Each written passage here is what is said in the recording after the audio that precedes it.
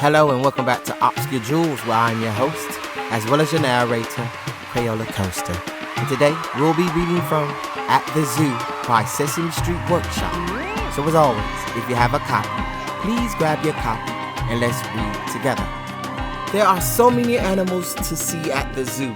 Come along so Elmo and friends can show them to you. Come on. Elmo likes the elephant, whose trunk swings left and right. With floppy ears and big feet, she is quite a sight. Correct.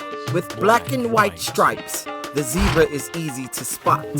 He likes to eat grass and gallop and trot. The giraffe is Big Bird's favorite animal of them all.